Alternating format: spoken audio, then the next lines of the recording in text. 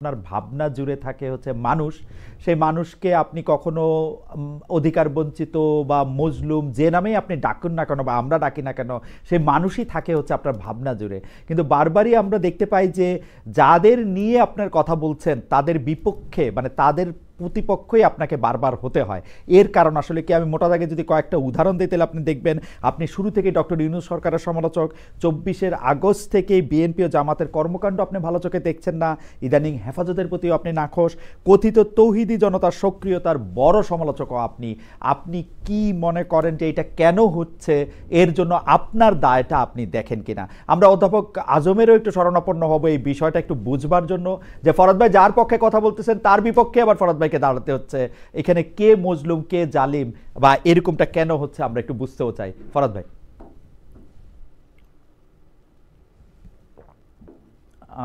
আমরা কিন্তু নিয়ে তো কথা বলি না। জি আমি শুনতে পাচ্ছি? জি, এখন শুনতে পাচ্ছি। আমি কিন্তু প্রশ্ন হচ্ছে পক্ষের প্রশ্ন নয়, প্রশ্ন হচ্ছে নীতিগত প্রশ্ন, ইনসাফের প্রশ্ন, ন্যায়ের প্রশ্ন। ফলে পক্ষ রাজনীতি আমি করি না। কারণ আপনি হচ্ছেন যে মজলুম যখন বলেন, তার মানে হলো এই যে এটা তো স্থির কোনো বিষয় না। যেমন ধরুন আমরা যখন শেখ হাসিনা যখন ক্ষমতায় ছিল ফ্যাসিস্ট শক্তি, তখন মজলুম ছিল সাধারণ জনগণ, যারা ফ্যাসিস্ট শক্তি দ্বারা নিপীড়িত হচ্ছিল, কেমন তাদেরকে গুম করা হচ্ছিল, এক্সট্রাজুডিশিয়াল কিলিং হচ্ছে। হেফাজত তার 13 দফা দিচ্ছে, হেফাজতের কথা শুনতে চাইছে না সেকুলাররা, তারা শাহবাগে তারা মোবিলাইজ করছে, তারা তাদের ফাঁসির দাবি করছে। ফলে স্বভাবতই আপনি যেখানে জালিম একটা ব্যবস্থা, তার আপনাকে যখন এই নির্যাতন করছে, আপনি তার পক্ষে দাঁড়াচ্ছে। ঠিক তেমনি আপনি যখন একটা অতি সাধারণ, আপনি একটা বাউল যারা তাকে আপনি যেমন আপনি কোন একটা ইস্যুতে আপনার তো মত পার্থক্য থাকতেই পারে, কিন্তু আপনি মত পার্থক্যটাকে আপনি প্রথমত একটা ছোট্ট একটা ইস্যুকে কেন্দ্র করে, আমি ছোট্ট ইস্যু বলবো, সেটা নিয়ে আপনাদের প্রশ্ন থাকতে পারে, এটাকে কেন্দ্র করে আপনি যখন একটা সন্ত্রাসটা সহিংসতা তৈরি করছেন এবং পেটাচ্ছেন সাধারণ মানুষকে, নিরীহ মানুষকে, কেমন, এবং আপনি যখন শুনুন, আমরা যখন কোন একটা কুকুরকে হত্যা করতে চাই তখন তাকে কুত্তে বলে গালি দিই, হ্যাঁ, তারপরে গুলি করি। ঠিক তেমনি বাউলদেরকে যখন আপনি পিটাতে যাবেন তখন তাদেরকেও আপনি ঠিক তেমনি করে নিকৃষ্ট, তারা চরিত্র খারাপ, তারা এই করে, তারা সে করে, তারা ইসলাম অবমাননা করে, সারাক্ষণ ইসলাম বিরোধী বলে, এই ব্যাপারটা তো আপনি চালাবেনই, ঠিক আছে না? পাকিস্তান আমলে তো কেমন, তারা আমাদেরকে বলেছিল না এরা সব হিন্দু হয়ে গিয়েছিল, আমি এদেরকে মারতে হবে। তাহলে এটার বিরুদ্ধে তো আমাকে দাঁড়াতেই হবে। এটা তো পক্ষপাতের প্রশ্ন না, এটা হচ্ছে ন্যায়ের প্রশ্ন। এবং ন্যায়ের প্রশ্নে দাঁড়ানো মানেই হলো আপনি একই সঙ্গে কিন্তু ইসলামের পক্ষে দাঁড়াচ্ছেন। এটা হচ্ছে খুব ইন্টারেস্টিং পার্টটা, কারণ ইসলাম মানেই হচ্ছে এটা হচ্ছে ন্যায়ের প্রশ্ন, ন্যায়ের পক্ষে দাঁড়ানো। আপনি খেয়াল করেন যে গায়ত্রী চক্রবর্তী স্পিভাক খুব দুর্দান্ত একটা কথা বলে গেছেন এবার, কারণ আমাদের এই যে ফকির লালন শাহ যখন আমরা তাকে ত্রিধান দিবসকে জাতীয় দিবস বানিয়েছিলাম, তিনি বলেছেন বাংলাদেশে আগামী দিনের যে যে যে বাংলাদেশ হবে, এটা হবে ন্যায়ের বাংলাদেশ, এবং এই ন্যায়ের রূপটা হবে কিন্তু আল্লাহর রূপ। তিনি কিন্তু ফিলোসফার, খুব সাংঘাতিক ইনসাইটফুল একটা কথা বলেছেন। একজন ভারতের একজন একজন অত্যন্ত প্রখ্যাত আন্তর্জাতিক বুদ্ধিজীবী, এবং তিনি একজন চক্রবর্তী ব্রাহ্মণের ভাই। তিনি বলছেন বাংলাদেশে কিন্তু ন্যায় শাসন হবে, এবং সেই ন্যায় শাসনের যে রূপটা হবে এটা হচ্ছে আল্লাহর রূপ। তাহলে আপনি ইনি যতটা ইসলাম বোঝে, ধরুন আজকে বাংলাদেশে যারা এই ইসলামের ধ্বজা ধরছে, এরা কি আসলে ইসলামপন্থী, ইসলামের পক্ষে, নাকি এরা ইসলামের দুশমন? ফরাদ ভাই, তো আজকে ইসলাম, হ্যাঁ বলুন। ফরাদ ভাই, আমি একটা ছোট বিষয় আপনি একটু দৃষ্টি আকর্ষণ করতে পারি কিনা, যেমন ধরেন আমি ইসলামী ফেসিবাদের আলামত আপনি দেখতেছেন, সেই প্রসঙ্গটাতে আমি যদি পরে আসি, আমি জাস্ট এই প্রশ্নটা করব যে ধরেন আমাদের বাউলরা বা আমাদের পালাগানে ইসলামকে যে চোখে দেখা হচ্ছে, সেই চোখে যদি একজন সেকুলার দেখতো বা একজন অন্য ধর্মের লোক দেখতো যে দাবি করে যে সে আসলে ইসলামের লোক না, ধরেন পশ্চিম যদি এই চোখে দেখতো বা যখন দেখে থাকে, তখন আপনি ওইটার সমালোচনা করেন কিনা, নাকি মানে বাউলরা করতেছে বলে আপনি একটু না না না আপনি একটু উদাহরণ দিন না। বাউলরা বাংলাদেশে, আমি তো বলেছি এর আগে, প্রথমত বাউল শব্দটা তো একটা বিতর্কিত শব্দ, এটা তো তৈরি হয়েছে সাধারণ প্রান্তিক জনগণকে ছোট করার। ওকে, আপনাকে ইতিহাসটা বুঝতে হবে। হ্যাঁ, ওকে, ইতিহাস হচ্ছে এখানে বাউল বলে কিছু নাই। কিছু আমি একটু বলি, কারণ আমাদের এখানে বাংলাদেশে প্রচন্ড অজ্ঞতা আছে অনেক কিছু ব্যাপারে। বাউল শব্দটা এসছে মূলত রাঢ় অঞ্চল থেকে, পশ্চিমবাংলা থেকে। এখানে যাদেরকে আপনি বাউল বলছেন একদম একটা এটা বাউলদের দোষ আছে যেহেতু তারা এই নামটা গ্রহণ করেছে, কারণ এই বাংলাদেশে বহু দীর্ঘকাল আপনার লালনকে বাউল সম্রাট বলা হতো। হ্যাঁ, আমি লড়াই করে এই ফকির যে একটা নদীর একটা বিশেষ ধরনের ভাবের ধারা, এটা আমাকে প্রতিষ্ঠা করতে হয়েছে। ফলে বাংলাদেশে কিন্তু এরকম বাউল বলে কিছু নাই। বয়াতিদের ধারা, ভান্ডার শরীফ বলতে পারেন আপনি, তিস্তা তরিকার লোক বলতে পারেন, নকশাবন্দিয়া বলতে পারেন। ফলে চিন্তার বিভিন্ন রকম ডিসকোর্স রয়েছে আমাদের এখানে।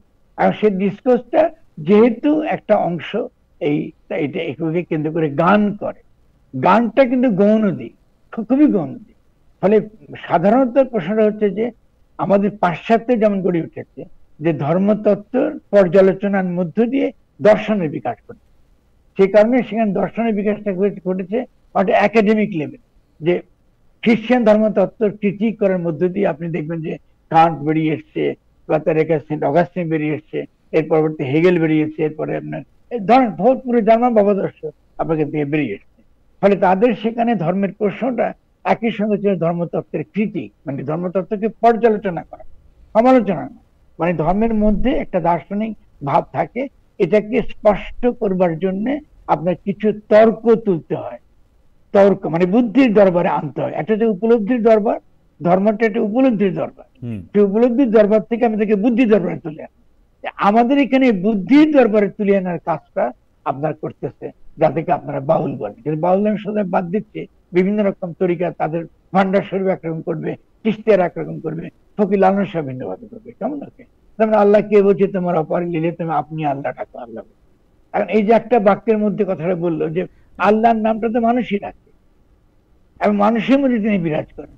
তা বলতেছে খুব ইন্টারেস্টিং ফিলোসফিক্যাল কোশ্চেন, যে মানুষ আল্লাহ ডাকে, আল্লাহ ডাকে কে, কে কাকে ডাকে না, এই যে প্রশ্ন, হ্যাঁ এটা কিন্তু অলরেডি ধর্মতত্ত্বের প্রশ্নটা কিন্তু আবার দর্শনের প্রশ্ন হয়ে গেল। আবার আমি বলুন, কিন্তু ফরদ ভাই মানে ধর্মতত্ত্বের যে কোশ্চেনটা আপনি তুললেন বা যে কোশ্চেনটা আমাদের পালাকাররা তুলতেছেন সেটা ঠিক আছে, কিন্তু ধর্মতত্ত্ব যারা ইসলাম ধর্মে বিশ্বাস করে তারা তাদের যারা ক্লেরিক বা তাদের যারা গুরু আছেন তারা বাদ দিয়ে তারা তাদের ভাষায় অশিক্ষিত পালাকারদের কাছ থেকে তারা কেন এটা শুনবেন? মানে ব্যাপারটাই তো তখন ব্যাপারটা তো আজকে শুধু আবুল সরকারের গান থেকে না, মানে আমি আমি আমি আমি আপনার উত্তর দিচ্ছি। এই যে আপনি অশিক্ষিত শব্দের ব্যবহার না, আমি অশিক্ষিত কোট আনকোটের মধ্যে তারা বলতেছেন সেটা আমি বলতেছি। আচ্ছা, এখন তারা যে অশিক্ষিত না এটা কি আপনি কি করে বলবেন? তারা তো অশিক্ষিত বলে আমি মনে করি। আপনি তো অশিক্ষিত যদি আমি কোট আনকোট, তাহলে তাদের শিক্ষা ইসলামের মধ্যে কি শিক্ষা কথা সে আমাকে দিচ্ছে। যেমন ছোট্ট একটা কথা বলি, ছোট্ট উদাহরণ দিই আপনাকে। তারা কথা কথা দলিল বলে। কোরআন তো দলিল না, কোরআন তো ওহী। দলিল কিসের? আল্লাহ তো কোনো দলিল পাঠায় না, আল্লাহ তো কোনো প্রিন্টিং প্রেস নাই যে ছাপায় কোরআন শরীফ পাঠাইছে বাংলাদেশ না। এটা সাক্ষী অর্থে, সাক্ষী অর্থে কোন অর্থে? ছাপাখানার বই, এটা সাক্ষী কি? এটা তো ওই আকার মুহাম্মদের কাছে, এটা আপনার কাছে আসে না, আমার কাছে আসে না। গাইডলাইন টু আস না ওই আমি বলছি বই, দলিল আর ওহির মধ্যে পার্থক্য আছে না? আপনি দলিল বলতেছেন আর ওহির যে তাৎপর্য, ওহির তাৎপর্য তো একমাত্র সত্যিকার অর্থে যিনি মেসেঞ্জার ছিলেন একমাত্র তিনিই বুঝবেন। নাম্বার 1। নাম্বার 2, ইসলামে সত্যের কোনো দাবিদার হতে পারে না। কারণটা হচ্ছে সত্য বলতে আল্লাহকে বোঝানো, এবং আল্লাহ একমাত্র সত্য। আমরা মৃত্যুর দ্বারা সীমিত, মানুষের জীবন মৃত্যুর দ্বারা সীমিত বলে ইসলাম একসেপ্টই করে না যে আপনি সত্যের দাবিদার হবেন।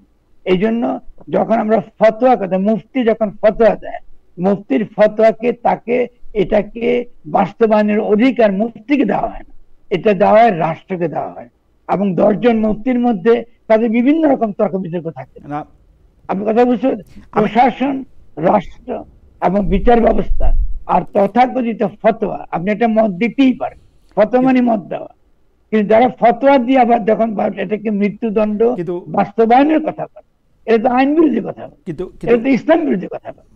কিন্তু কিন্তু ফরহাদ ভাই, আপনি যেভাবে বলতেছেন যে ওহী বোঝার কথা শুধু মেসেঞ্জারের, আমরা হচ্ছে সত্য নয়, আমরা মৃত্যু দেওয়ার সীমিত, আপনি যদি এই ব্যাখ্যার ধারায় এরকম ব্যাখ্যা তো আপনার মতো করে না হোক আরেক রকম করে আরো 10 জনও দিতে পারে, তার ফলে কি আপনি আসলে আমি উত্তর দিচ্ছি, আমি বুঝে গেছি আপনি অনেক বিভাজন তৈরি করতেছেন না? দিচ্ছি, না না না, আপনি ভুল ধারণা, এটা সম্পূর্ণ ভুল ধারণা। বলছি কেন বিভাজন করেন, কারণ আল্লাহ তো আপনাকে শুধু ওহী পাঠায়নি, আপনাকে বিবেক দিয়েছে, প্রজ্ঞা দিয়েছে, জ্ঞান দিয়েছে, যেটা চর্চা করতে হবে।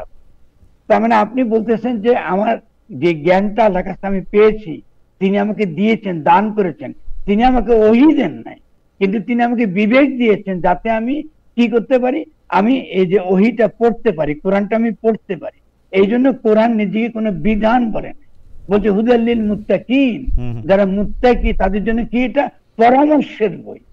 দেখুন এই যে পরামর্শের বই, যারা এটাকে পরামর্শের বই না বলে এটাকে একটা বিশ্বাস, একটা এমন একটা ব্যাপার যাকে আপনি সে পড়তে হবে না, আক্ষরিক ভাবে পড়বে, এটা তো ইসলাম থেকে বহু আগে খারিজ হয়ে গেছে।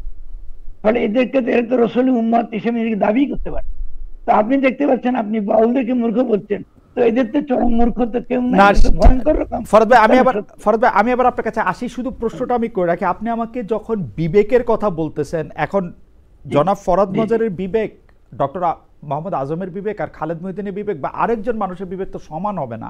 আমরা আমাদের যার যার বিবেক দিয়ে বুঝে, খুব দ্রুত দিচ্ছি কারণটা, তাহলে আপনাকে প্রমাণ করতে হবে যে মানুষ যখন মানুষ আকারে সে যখন জন্মগ্রহণ করেছে তাদের মধ্যে বুদ্ধির পার্থক্য ছিল। এখন আপনি অন্য প্রশ্ন করছেন যে সামাজিক শিক্ষা, সামাজিক সচেতনতা, আপব্রিঙ্গিং, বিভিন্ন সমাজ এবং রাষ্ট্রের যে বাস্তবতা, তার মধ্যে স্বভাবতই মানুষের সঙ্গে মানুষের পার্থক্য ঘটে, কিন্তু মানুষের বিবেকের বিকাশের ঘটনাটা যে আপনি ঘটাবেন, এটাকেই বলা হয় রুহানিয়াতের চর্চা। এটা আপনার যে আমি যে লোকটা আপনি আমার মনে হয় আমি আকারে নিজে সরি আমার মনে হয় যে আমি আপনাকে বুঝতে পেরেছি ফরহাদ ভাই। আমি আবার আপনার কাছে আসবো, আপনি রুহানিয়াতের চর্চার কথা বলতেছেন, বলেন, এটা আপনি যুক্তি দিয়েও এটা আসলে বুঝতে চেষ্টা করেন, কিন্তু আমরা আরেকটু বোঝার জন্য আপনার কাছে আসবো। তবে আগে একটু ডক্টর মোহাম্মদ আজমের কাছে আসি। ডক্টর মোহাম্মদ আজম, আমার যে প্রশ্নটা সেটা আমি ফরহাদ ভাইকে যেটা করছি সেটা ব্যাপারেই আপনার একটু মতামত জানতে চাই। আপনার কাছে কি মনে হয়, ফরহাদ ভাই কি এই যে পার্থক্য, বিবেককে আলাদা করতে গিয়ে অনেক বিভেদ সৃষ্টি করতেছেন না? মানে এখন ফরহাদ ভাইকেও আসলে বলতে হইতেছে যে তিনি ইসলামী ফেসিবাদেরও আলামত দেখতে পাচ্ছেন, কিন্তু ঘটনা হইতেছে যে আমরা আসলে, আমি তো আলামত খালেদ, আমি কারেক্ট করে যাব। জি, আমি কিন্তু বহুদিন আগে থেকে বলতেছি, আমি যখন ফ্যাসিবাদ বলেন আপনাকে জাতিবাদ কথা বলতে হবে। আচ্ছা, এটা হলো এক ধরনের জাতিবাদের একটা ধরন, হিস্টোরিক। ফলে আগে এটা ছিল সেকুলার জাতিবাদটা ফ্যাসিবাদের রূপ দেখেছি বাঙালি জাতিবাদ নাম। ওকে, এখন ওই সেই জাতিবাদী টেন্ডেন্সি আমরা দেখতে পাচ্ছি তথাকথিত ইসলাম জাতিবাদের নাম। এটার সঙ্গে ইসলামের কোনো সম্পর্ক নেই। ওকে, আমি এই কথাটা আমি অবশ্য এই কথাটা সরাসরি আপনার কাছে শুনি নাই, আমি বিডি নিউজটা পড়তেছিলাম যেখানে মধ্যে ওরা এইটার শিরোনাম করছে অনেকটা এরকম, হিন্দুত্ববাদ আর ইসলামী ফেসিবাদ মুদ্রার এপিটোপিট, আপনাকে কোলন দিয়ে আপনার নাম বলছে। আবার বলছেন যে ফরহাদ মজার বলছেন কোট আনকোট ধর্মীয় ফেসিবাদীরা গণ অভ্যুত্থানকে নস্যাৎ করে দিতে চাইছে। আমরা আসছি আপনার কাছে ফরহাদ ভাই, আমরা একটু ডক্টর আজমকে একটু শুনি। ডক্টর আজম, আপনার কাছে কি মনে হয় যে আমরা কি আসলে একটা মানে মানে একটা পার্মানেন্ট ডিভিশনের মধ্যে দিয়ে যাচ্ছি কিনা, বা যাওয়াটাই আমাদের নিয়তি কিনা? পার্মানেন্ট কথাটার পরে শব্দটা শুনতে পাইনি। ও, একটা একটা একটা একটা স্থায়ী বিভেদকরণের মধ্যে দিয়ে, বিচ্ছিন্নকরণের মধ্যে দিয়ে আমরা যাচ্ছি কিনা আসলে, যে এখন ফরহাদ ভাইয়ের মতো করে তো আপাত দৃষ্টিতে বা এখন অন্তত মনে হচ্ছে যে আসলে আমরা যে বিভেদের মধ্যে ছিলাম সেটা মনে হচ্ছিল যে জুলাই অভ্যুত্থানের পরে নানান কারণে আমরাও খুবই আশাবাদী ছিলাম যে এই খুবই বিভক্ত, একদম পরস্পর বিরোধী অবস্থানে আছে এরকম একটা সামাজিক রাজনৈতিক পরিসর বা সাংস্কৃতিক পরিসর, সেটার খানিকটা উন্নতি হবে। কিন্তু এখন আমাদের লক্ষণ থেকে মনে হচ্ছে যে সেটার আশানুরূপ কোনো উন্নতি হয়নি। ফলে আপনি এটাকে খানিকটা স্থায়ী পার্মানেন্ট দিকে যাচ্ছে কিনা সে ধরনের একটা দুশ্চিন্তার মধ্যে নিতেই পারেন। ব্যাপারটা হলো এই যে আমার ধারণা যে, যেটা আমি ব্যাখ্যা করে থাকি, যে 80s বিশেষ পলিটিক্যাল অবস্থার মধ্যে যে সাংস্কৃতিক বিভাজনের ব্যাপারগুলো ধীরে ধীরে বিকশিত হয়ে গত 15-20 বছরে এটা খুবই বড় আকার ধারণ করেছে, সেই ব্যাপারটার একটা বিরোধী কর্মকাণ্ড, বুদ্ধিবৃত্তিক, সাংস্কৃতিক এবং অপরাপর কর্মকাণ্ড কিন্তু খুব জোরালোভাবে চলছিল। সেটার ফলে আমরা হয়তো আশা করেছিলাম যে এটা খানিকটা শমিত হবে, কমে আসবে। সোসাইটিতে বিরোধ থাকবেই, সেটা শ্রেণী বিভক্তির কারণে হোক, আঞ্চলিক কিংবা সাংস্কৃতিক কিংবা বিশ্বাসগত, ধর্মীয়, নানান ধরনের বিরোধ সমাজে থাকবেই। কিন্তু সেটাকে সহনীয় মাত্রায় রাখার যে আকাঙ্ক্ষা আমরা আসলে 1-1.5 বছর আগে জোরালোভাবে দেখছিলাম, কিংবা তারও আগে 10-20 বছর ধরে কাজ করছিলাম, সেটা মনে হচ্ছে ঠিক অতটা ফলপ্রসূ হয়নি। আমার এই ব্যাপারে ডক্টর আজব, সরি, আপনি লাইনটা শেষ করেন তাহলে আমি বলি। না, মানে আমার এই ব্যাপারে প্রধান চিন্তাটা হলো এই যে, বহুদিন ধরে, ধরা যাক আমার হিসাবে প্রায় 4 দশক, এই একদম বৈপরীত্যপূর্ণ একটা রাজনৈতিক কিংবা সাংস্কৃতিক রাজনৈতিক কিংবা মতাদর্শিক রাজনৈতিক একটা অবস্থানে থাকার কারণে বাংলাদেশের বিপুল পরিমাণ মানুষ এমন ভাবে কন্ডিশন বা ধাতস্থ হয়েছে যে একেবারে এরকম বৈপরীত্যে স্থাপন না করে চিন্তা করার সংস্কৃতির মধ্যে সে আসলে আর ঢুকতে পারছে না, তার ওটা সংস্কৃতিটা মজ্জাগত হয়ে গেছে। আচ্ছা, ফলে এটা বোধহয় আমরা খুব দ্রুত বেরোতে পারছি। আমি একটু প্রস্তাবটা একটু সরাসরি আসি। প্রফেসর আজম, আবুল সরকার যে এইভাবে পালাগান গান, সেটা তো উনি 2025 সালের অক্টোবর-নভেম্বরে এসে প্রথম গাইলেন না। ঘটনা হচ্ছে যে সেটা অনেক আগে থেকে এরকম যুক্তি এবং তর্ক উপস্থাপন, তারপরে যুক্তি খণ্ডন, এইভাবে এটা চলে আসতেছে। মানে কতদিন থেকে, আমি ঐতিহাসিক গবেষক নই, আমি জানি না, কিন্তু অনেক দিন ধরেই চলতেছে। এবং এইটা কিন্তু আসলে আমরা যেগুলিকে ইসলামী সাহিত্য বলি, আরবি, ফার্সি, একদম কোর যে সাহিত্যকর্ম নিয়ে বড় বড় মানুষরা কথা বলে গেছেন, তাদের মধ্যেও এটার অনুপস্থিতি নাই। শিকোয়া জবাব, এই শিকোয়ার কথা আমি নাই বললাম, মোহাম্মদ ইকবালের এরকম বহু আছে আর কি। মানে এটা আপনি পার্সি গ্র্যান্ডমাস্টারের মধ্যেও আপনি পাবেন। তো মানে গ্র্যান্ডমাস্টার 5 জন যে আছে, রুমি, ওমর খৈয়াম, সাদিক, হাফিজ, ফেরদৌসি, সবার মধ্যেই কম বেশি পাবেন। আমার প্রশ্ন হচ্ছে, এইটার একটা অংশ দেখা যে পুরা সরকার এই মুহূর্তে তাকে তুলে নিয়ে এসে কারাগারে রাখতে হবে তার নিরাপত্তার জন্য, এবং কি বলেছেন দেখেছেন আপনি, এই কথা বলবেন, এইটা দিয়ে কি কখনো মনে হয় যে আমাদের মধ্যে এইটার কোনো আকাঙ্ক্ষা কখনো ছিল? যে আকাঙ্ক্ষার কথা আপনি বলতেছেন, যে মানে মানে এই জুলাই বিপ্লবের আগে পরে আমাদের মধ্যে এরকম একটা আকাঙ্ক্ষা তৈরি হয়েছিল যেখানে আমরা সবাই একসঙ্গে থাকতে পারি। আচ্ছা খালিদ, আমি একটা প্রশ্ন আপনাকে করবো, আমরা অনুযায়ী চলে যাচ্ছি। প্রথমত এই দ্বন্দ্বটাকে আপনি ভয় পাচ্ছেন কেন? এইটা আমি ভয় পাচ্ছি না, আমি একটু মোহাম্মদ আজমকে একটু শুনতে চাইছি। আমি মনে করি এটা হলো, আমি এটাকে বলি দুধের স্বরের মতো। আচ্ছা, আমাদের জুলাই গণঅভ্যুত্থানের মধ্য দিয়ে সমাজের যে সকল কন্ট্রাডিকশন গুলো ছিল, এই কন্ট্রাডিকশনটা সামনে এসছে, এবং এই কন্ট্রাডিকশনটা আমরা সামনে আনতে পারছি এবং কথা বলতে পারছি, এটা খুবই ইতিবাচক ব্যাপার। কারণ আপনি যখনই সাধারণ আমাদের মানুষগুলো, আমাদের দেশের মানুষগুলো আসলে সত্যিকার অর্থে ধর্মের শিক্ষা তোদেরকে আমরা দেই নাই, আমরা তথাকথিত ওয়েস্টার্ন এডুকেশনের নামে যেটা করেছি। ফরহাদ ভাই, আপনার দুধেশ্বর যে জানের উপর দিয়ে যাচ্ছে, ফরহাদ ভাই, না কার জানের উপর দিয়ে, কার জানে, পৃথিবীর জানের উপর দিয়ে গেছে না। হিস্ট্রিকে হযরত ঈসাকে আপনার ইয়েতে ক্রুশ কাটা না ঝুলে কি ইতিহাস আগাইছে?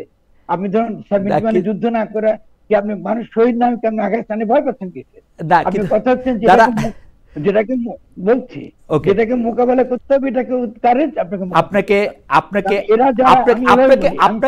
আপনাকে হত্যা করা লিগেল, এই ফতোয়া দিলে তো আমি ভয় পাই ফরহাদ ভাই।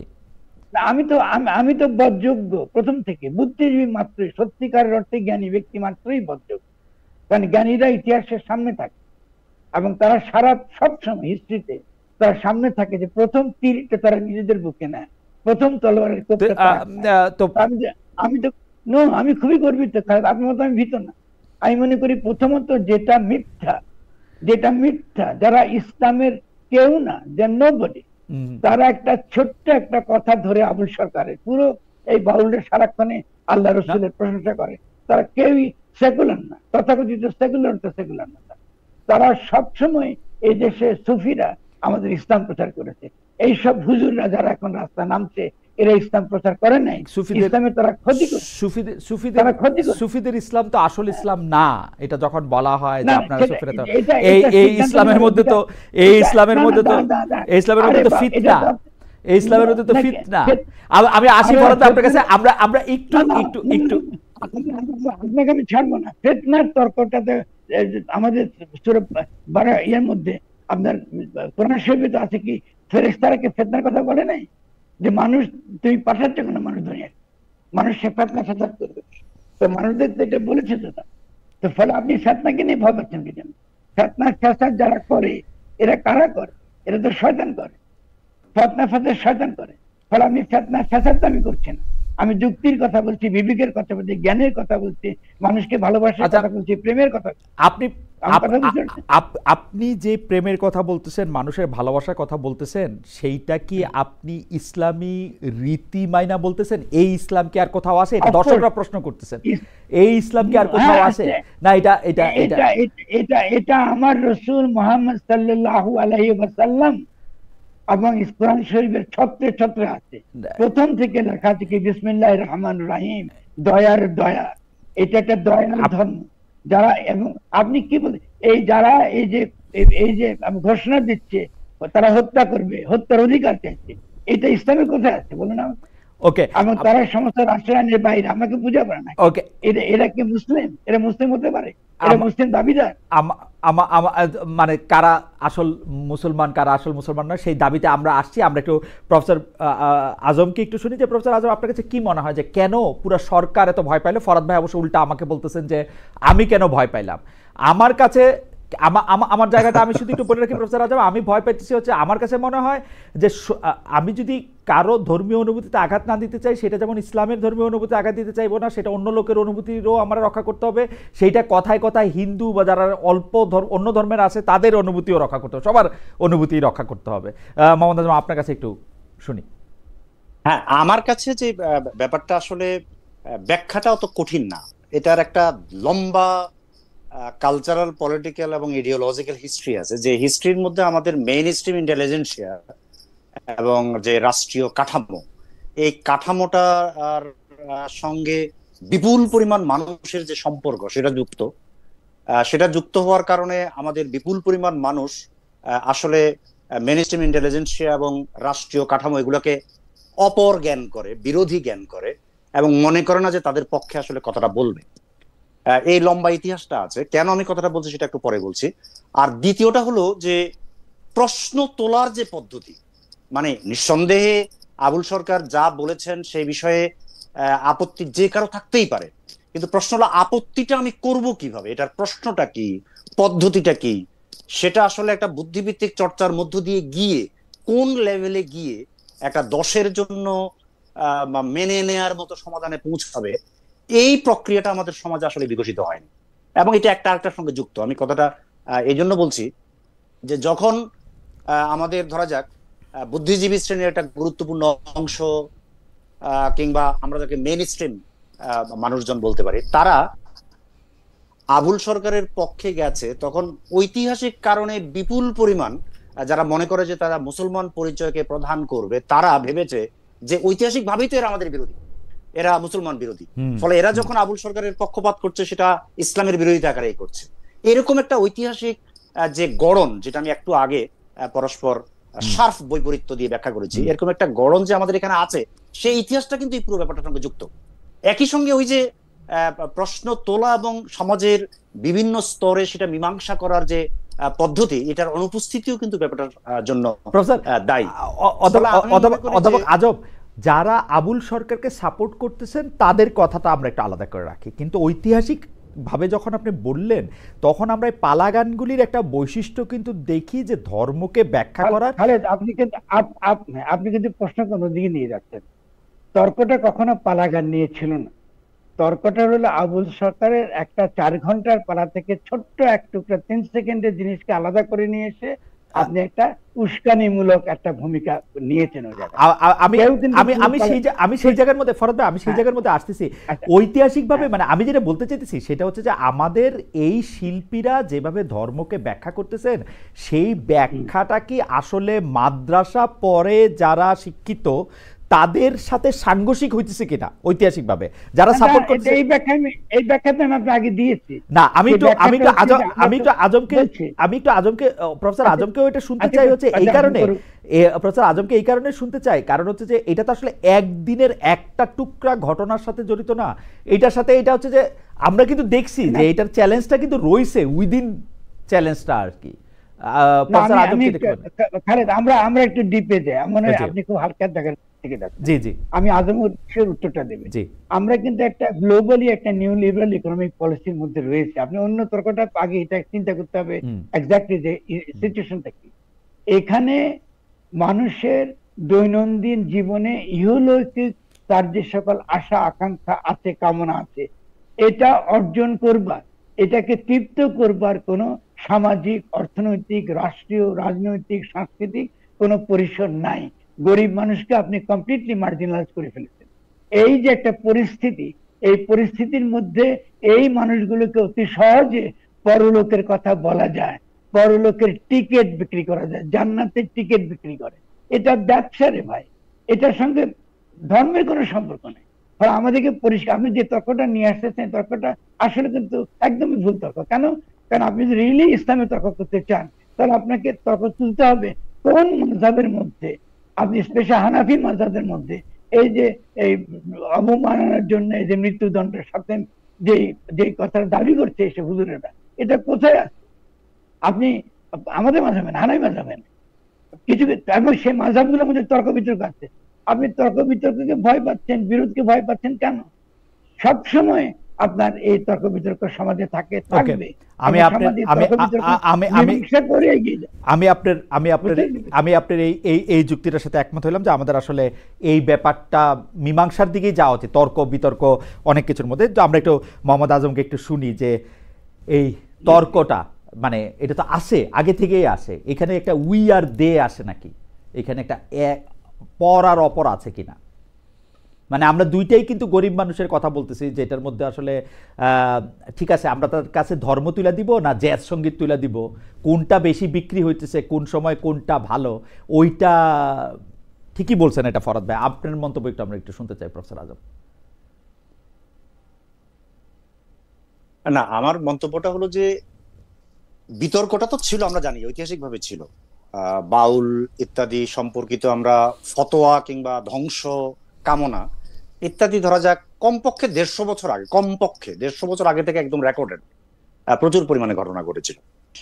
এখনকার যে ব্যাপারটা আমি মনে করি যে এটার এই একটা গুরুত্বপূর্ণ পলিটিক্যাল ডাইমেনশন আছে। এই পলিটিক্যাল ডাইমেনশনটা মানে আমি বলবো যে আগে অনেক বেশি ধর্মীয় ডাইমেনশন ছিল, এখনো ধর্মীয় ডাইমেনশন আছে, কিন্তু পলিটিক্যাল ডাইমেনশনটা অনেক বেশি আছে। সেই বেশিটা হলো এই যে যেহেতু আমাদের এখানে এখনকার যে চলমান রাজনীতি, এখনকার যে ক্ষমতা কাঠামো সংক্রান্ত একটা সিদ্ধান্ত গ্রহণমূলক সময়ের মধ্যে আমরা আছি, যেখানে আমরা পরিষ্কার দেখতে পাচ্ছি যে ধর্মীয় ব্যাপারগুলো খুব সামনে চলে এসছে এবং ডিসাইসিভ একটা ভূমিকা পালন করতে যাচ্ছে। এই ধরনের পরিস্থিতিও কিন্তু এই এখনকার যে সর্বসাম্প্রতিক ঘটনা, আবুল সরকারকে কেন্দ্র করে যে ঘটনা, সেখানে একটা খুব বড় ভূমিকা পালন করে।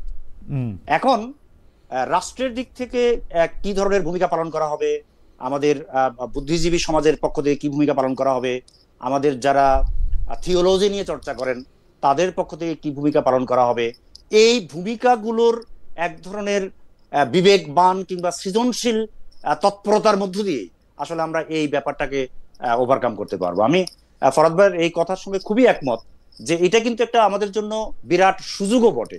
সেই সুযোগটা হলো যে ব্যাপারটা সামনে চলে এসছে এবং যে ব্যাপারটা বিপুল পরিমাণ মানুষের মনোযোগের কেন্দ্রবিন্দুতে আছে, ওই ব্যাপারটা সম্পর্কে আমাদের বিভিন্ন পক্ষ যদি সত্যি সত্যি অপেক্ষাকৃত ধৈর্যশীল, বিবেকবান এবং একটা বিষয়কে কিভাবে সামষ্টিকভাবে আমরা মোকাবেলা করব সেই কথা মাথায় রেখে যদি তর্ক বিতর্কে অগ্রসর হতে পারে, এবং তাহলে সেটা আমাদের সামগ্রিক সামাজিক ভাষাকেই আসলে অগ্রসর করে নিয়ে যাবে। এই বিষয়ে আমি আসলে সম্পূর্ণ একমত। প্রফেসর আজম, আমি আমি চট করে আরেকটা জিনিস জানতে চাই যে আগামী সপ্তাহে বাংলা একাডেমিতে লালন নিয়ে আপনাদের একাডেমিক আয়োজন আছে, যেখানে ফরহাদ মজারও অন্যতম অতিথি, কিন্তু মানে তিনি বলবেন। বিজয়ের মাসে শিল্পকলা একাডেমিতে হচ্ছে যাত্রা উৎসব। আমরা দেখতে পাচ্ছি যে, বা আমরা কি দেখতে পাচ্ছি যে এই সরকার এমন একটা বার্তা দিতে চাইছে যে মাজার ভাঙা, মাজারের লাশ উত্তোলন করে পুড়িয়ে দেওয়া, বাউল আখড়ায় বাউল উৎসব বন্ধ করা, গান গেয়ে রোজগার করা, দৃষ্টি প্রতিবন্ধীর গান বন্ধ করা, এসব যারা করছে তাদের দমন না করে সরকারিভাবে তাত্ত্বিকভাবে লালন চর্চা, যাত্রাপালা শহরের খুব সুন্দর একটা রুমে পরিচালিতভাবে হবে, এইটা কি এই সরকার চাইছে? মানে সরকার কি যত না মানুষের মনে গান থাকুক তার চেয়ে বেশি মিউজিয়াম, একাডেমি কেন্দ্রিক এই ব্যাপারগুলি চাইতেছে? যারা প্রফেসর আজম, দুটো ব্যাপার, একটা হলো যে এই দুটোর মধ্যে কোনো প্রকার সরল সমীকরণ করা সম্ভব বলে আমার মনে হয় না। এর কারণ হলো একটার বিপরীতে আরেকটা করা হচ্ছে এরকম কোনো লক্ষণ অন্তত আমি পরিষ্কারভাবে দেখতে পাই নাই। প্রশ্ন হলো যে বিভিন্ন ধরনের ঘটনা ঘটছে, যে ঘটনাগুলোতে আমরা ধরা যাক লালন বিরোধী, ধরা যাক বাউল বিরোধী, ধরা যাক আম জনতার যে ধর্মবিশ্বাস, একটা বড় অংশের ধর্মবিশ্বাস বিরোধী নানান ধরনের তৎপরতা, এবং সেটা অনেক সময় খুবই ফিয়ার্স, খুবই ধ্বংসাত্মক তৎপরতা আমরা সমাজে দেখেছি। এবং নিঃসন্দেহে বলা যাবে যে সরকার এই বিষয়ে যথাযথ পদক্ষেপ নিতে, কিংবা সরকার যে নিতে চায় সেই ধরনের একটা শক্ত বার্তা দিতে খুব সফল হয় নাই, এটা একদম নিশ্চিত ভাবে বলা যায়। একই সঙ্গে আমরা যদি দেখি যে রাষ্ট্রীয়ভাবে বাউল উৎসব পালন করা এবং সেটা যদি লালন উৎসব পালন করা এবং সেটা যদি পুরো দেশে বিভিন্নভাবে হয়ে থাকে এবং সেটা যদি ছেউড়িয়ায় খুব ব্যাপকভাবে হয়ে থাকে বিপুল পরিমাণ গণজমায়েতের মধ্য দিয়ে, ফলে আমরা দেখতে পাবো বা বলতে পারবো যে এক ধরনের প্রান্ত পর্যন্ত মানুষের কাছে পৌঁছানোর একটা উদ্যোগ আয়োজনও কিন্তু সরকার করেছে। একই সঙ্গে আমাদের এটাও খেয়াল রাখতে হবে যে এই যে আম জনতা বা সাধারণ মানুষ অথবা ওই মতাবলম্বী মানুষ যে ধর্মচর্চা করছে কিংবা গান চর্চা করছে কিংবা তাদের নিজেদের মতো করে চর্চায় আছে, আর ধরা যাক শহরে আপনার ভাষায় খুবই নিরাপদ একটা দূরত্বে এসি রুমে ধরা যাক তাত্ত্বিক এবং প্রায়োগিক নানান ধরনের চর্চা হচ্ছে, এই দুটোর মধ্যে আমি কোনো প্রকার বিরোধমূলকতা স্থাপন করতে আগ্রহী না, কারণ এটা একটা আরেকটাকে প্রবলভাবে পুষ্ট করে, প্রভাবিত করে। সংঘর্ষ হতো না, আমরা গত অনেকদিন দেখতে পাচ্ছি সংঘর্ষ হতো নাই। কিন্তু মোহাম্মদ আজম, আপনার কাছে মনে হয় না যে এই সরকারের পালন নাই কিরকম? যে ধরেন লাশ উঠায় পুরাই দেওয়ার পালন নাই, এই সরকার হচ্ছে খণ্ডিত একটা টুকরা 4 লাইন দেখে ভয় পায় তাকে শুধু গ্রেপ্তার করা না, তাকে গ্রেপ্তার করাটা কত যুক্তিযুক্ত সেই ব্যাপারে তারা যুক্তি দেয়। আপনার কাছে মনে হয় না যে এটার মধ্যে পালনটা কম? মানে আমি বলবো যে আমি ব্যাপারটাকে ব্যাখ্যা করবো যে এটার মধ্যে সক্ষমতা কম। মানে ইচ্ছা আছে, একটা হলো প্রশাসনিক সক্ষমতা একটা, ইচ্ছা কি আছে? মানে ইচ্ছার প্রতিফলন কোথাও কোথাও দেখা গেছে, কিন্তু জোর কম বলবো আমি। কারণ 1 বছর 6 বছর ধরে তো আমরা অনেকগুলো ঘটনা দেখেছি। এর ফলে ইচ্ছার নাই এটা বলার মতো আমার কাছে শক্ত প্রমাণ নাই, কিন্তু সেই ইচ্ছা থাকলেও সেটা জোর খুব কম দেখতে পাচ্ছি। একটা হলো প্রশাসনিক উদ্যোগ, সেটা আমরা দেখতে পাচ্ছি যে কম। সেটা মানে নিপীড়িতকে রক্ষা করার জন্য যে কাঠামোগত উদ্যোগ আয়োজন প্রয়োজন ছিল, আমরা সেটার খুবই ঘাটতি দেখতে পেয়েছি।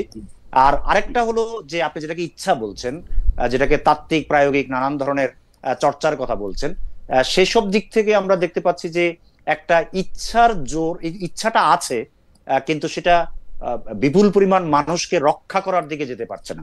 তার মানে আমি বলবো যে এটা খুব কম জোর, আর ব্যর্থ ইচ্ছা অনেকটা, তাই না? মানে বা কমজোরি ইচ্ছা, এটা ভালো বলছেন। জি, ইচ্ছার ব্যর্থতাও আছে। ফরহাদ ভাই, আমি শুধু বলাটা বলে রাখি, তারপর আপনি বলেন। আপনি বলতেছেন যে আমাদের আসলে তর্ক করতে হবে, এই তর্ককে ভয় না পাইতে। আমি আপনার কথা খুবই ইন্সপায়ার্ড হইলাম। কিন্তু ফরহাদ ভাই, আমাদের দর্শকরা বলতেছেন আজকে আপনি যে তর্ক করতেছেন, বা আপনি বা মোহাম্মদ আজম যে বিষয় নিয়ে কথা বলতেছেন, সেই বিষয়ে আরেকটা পক্ষ হইতে পারত হচ্ছে যারা সেই যারা আপনাকে ভুল পথে আসেন বা ওই পালাগানের ওরা ভুল পথে আছেন, তাদেরকে যারা ভুল পথে চিহ্নিত করতেছেন তারা এরকম কি কোনোদিন হইতে পারে যে আপনি তাদের সাথে বা আপনারা তাদের সাথে সরাসরি কোনো ডায়লগে বসলেন? আমার খুব মানে মানে ভালো লাগবে যদি আমি এটা ফেসিলিটেট করতে পারি। আপনি কি তাদের সাথে ডায়ালগ করতে চান, কোনো একটা জায়গায় এরকম বসতে চান? এটা অনেকে প্রশ্ন করতেছেন, এইবার আপনি আপনার কথা বলেন। জি জি, অনেকে সরাসরি বলতেছেন যে, অনেকে সরাসরি বলতেছেন আপনার নাকি এনায়েতুল্লাহ আব্বাসী সাহেবের সঙ্গেই আসলে এই তর্কটা করা উচিত ছিল, আমার মতো এরকম একটা অজানা লোকের সাথে না। না, আমি আপনাকে একটা কথা বলি, এনায়েতুল্লাহ আব্বাসী সাহেবটা একটা একটা যে মানুষ, যে একটা ঘোষিত একটা লোক, যে খুনের জন্য ঘোষণা দিয়েছে, উনি তো আলেম না। আলেম শব্দটা কিন্তু আপনার যে কোরআন শরীফে একজন জ্ঞানী ব্যক্তিকে বলা হয়। উনি এটাকে বলছে সলিমুল্লাহ খানের সঙ্গে বিতর্ক করবে, ফরামদের সঙ্গে বিতর্ক করবে। তো ফরামদের সঙ্গে বিতর্ক করতে হলে তো তাকে হেগেল পড়ে আসতে হবে, কান পড়ে আসতে হবে। উনি তো ইসলামের একটা অত্যন্ত ক্ষুদ্র একটা জায়গা থেকে কথাবার্তা বলে, যেগুলো কি ইসলাম বলি বলে আমি মনে করি না। তো আমি তার সঙ্গে কেন এই লোকটার সঙ্গে আমি আপনি তো তাকে নিয়ে এসে, মাধ্যমে নিয়ে এসে, তো আপনিও তো বর্তমান পরিস্থিতিতে আসলে অবদান রেখেছেন এই পরিস্থিতি তৈরি করার ক্ষেত্রে। কারণ আপনি যারা সত্যিকার অর্থে কোনো তর্কের মধ্যে মীমাংসা তারা চায় না, যারা ফতোয়া দেয় এবং তাদের পেছনকার যে সকল লোকগুলো তাদের অনুসারী, এদেরকে দিয়ে একটা সমাজে উৎপাদ সৃষ্টি করে, এদেরকে তো আপনি প্রমোট করেন। তো খালেদা আপনি তো দায়ী। হ্যাঁ, এটাকে আমার দায় আছে। জি অবশ্যই আপনার দায় আছে। জি, এখন এদেরকে তো আপনি এদের সঙ্গে আমি কেন বসবো? আপনি তাদের সঙ্গে বসবো আমি, যারা সত্যিকার অর্থে ধর্ম সম্পর্কে জানেন, যারা সত্যিকার অর্থে ইসলাম সম্পর্কে জানেন। ইসলাম মানে তো আপনি কি করেন, এরকম কেউ কি আছে ফরহাদ ভাই? এরকম কেউ কি আছে? নিশ্চয় আছে। জি, নিশ্চয় আছে। বাংলা প্রচুর লোক, তাদের সঙ্গে সারাক্ষণ কথা বলছে। আপনারা যদি খেয়াল করেন, আমার অবস্থান কিন্তু অ্যান্টি ইসলামিক না। আমার অবস্থান এরাই কি ছিল, আমি সবসময় সেকুলারদের সমর্থন। পাশ্চাত্য আমাদের ধর্ম সম্পর্কে যে ধারণা দিয়েছে, এই ধারণাটা তো ভুল। কারণ ইসলাম সম্পর্কে যে ধারণা পাশ্চাত্য থেকে পেয়েছি, এখান থেকে ইসলাম বিদ্বেষ তৈরি হয়। কিন্তু ইসলামের তো কিছু রেভলিউশনারি অত্যন্ত ইতিবাচক প্রস্তাব আছে। এটা একটা অত্যন্ত জ্ঞানগত ভাবে আপনার ফিলোসফির জায়গাটা বিরাট বিপ্লবী ব্যাপার। ইসলাম যখন বলে আল্লাহ গায়েব, তাকে আপনি তাকে কোনো এই তার আছে কথাটা তার ক্ষেত্রে খাটে না। কারণ তিনি যেভাবে এই যে বিশ্ব থাকে এই সময়ের অধীনে, কালের অধীনে, কি আবার বিশ্বের দেশ বা একটা বিশ্বের জায়গা, আপনি বলতে পারেন যে আল্লাহ ওই জায়গায় ওই সময় নিউ ইয়র্কে বসে আছে, বলতে পারবেন আপনি? তাহলে যিনি এরকম বলা যায় না, তার সঙ্গে আছে কথাটা যেমন খাটেন না, তবে নাই কথা তো খাটেন।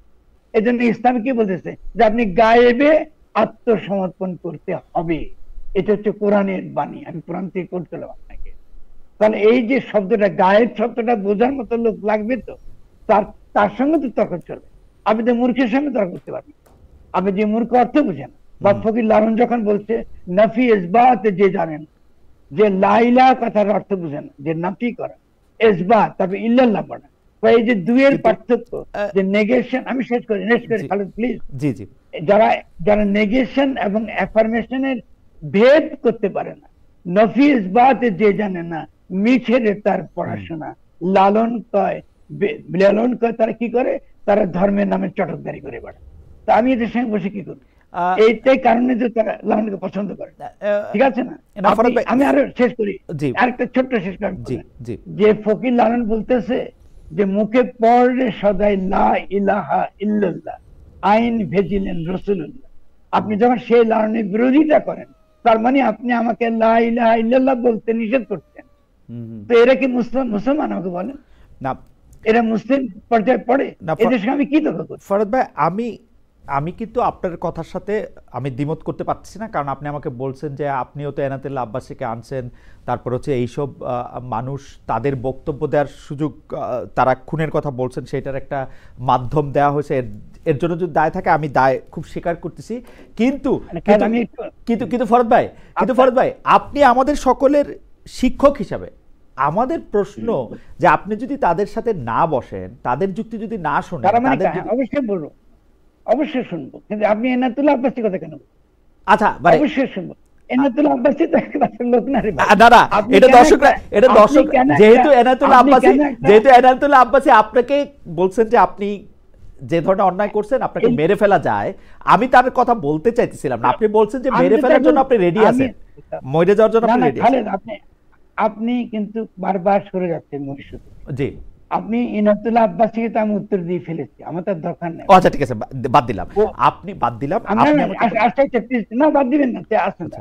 আমি তো বলেছি এনায়েতুল্লাহ আব্বাসী, আবারও বলতে, এনায়েতুল্লাহ আব্বাসী কোথায় দাঁড়ালে তিনি আমাকে হত্যা করবেন আমি সেখানে দাঁড়িয়ে থাকবো, কারণ আপনি তো মূর্খের সঙ্গে তর্ক করতে পারবেন।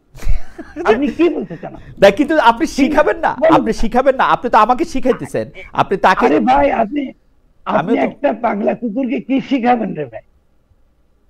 আপনি তো এটা, আপনি তাকে ক্ষমা করে দিতে পারেন। আমি তার সঙ্গে কি, আপনি যে এই যে আপনি বললেন যে বসতে হবে, অবশ্যই বলবো। আপনি কি মনে করেন আমরা যে কথা বলছি এটার সঙ্গে আমি কোনো জ্ঞানী ব্যক্তিদের আন্তর্জাতিকভাবে বসি নাই? আমি তো অবশ্যই বসছি, অনেক বড় বড় আলেম ব্যক্তিদের সঙ্গে বসছি। তারা কি আমার কথা শুনতেছে না? তারা কি দেখতেছে না যে আমি যে কৌশলটা অবলম্বন করছি এই সকল মূর্খদের বিরুদ্ধে, এই সকল খুনিদের বিরুদ্ধে, তারা কি শুনতেছে না? আমি তো বারবারই তো বলেছি যে হযরত ঈসার আমলে তো তাকে তো পুরস্কারে ঝুলতে হয়েছিল। আপনি এক একটা সমাজে এক একটা সময় আসে যখন জ্ঞানী ব্যক্তিদেরকে এটা করতে হয়, কোনো পথ নেই তো, আপনি তো এগুলো বসে তো সমাধান করতে পারবেন। ফলে সেই ক্ষেত্রে আপনার প্রশ্নটা হচ্ছে এই দেশের সাধারণ যে মানুষগুলো, সাধারণ যে তাকে ঈসা কি বলবে যে আল্লাহ দিকে ক্ষমা করে দাও, এরা জানে না এরা কি করছে, তো ওদেরকে আমার এই কথাটাই বলতে হবে, আর তো কিছু বলার নেই। এখন আমি যে কথাগুলো বলছি সেই কথাটা যদি আমি ভুল বলি আজকেও কালকেও, এটা তো নিশ্চয়ই বিচার করবে, ইতিহাস তো তার বিচার করবে। কারণ আমি তো এদের পক্ষে তো আমি দাঁড়িয়েছি, আমি দাঁড়িয়ে আমি ভুল করেছি মনে করি। কারণ যারা অনেক সেকুলার এখন আমাকে তামাশা করছে এদের পক্ষে ফরামুলা দাঁড়িয়েছে না, এদের পক্ষে আমি দাঁড়িয়েছি, আমি আগামী দিনে এদের পক্ষে আমি দাঁড়াবো। কারণ কথা হচ্ছে আমি তো মানুষকে তো অস্বীকার করতে পারি, মানুষকে নিয়ে আমার কারণ, সে যদি ভুল করে মানুষকে অস্বীকার করতে পারে।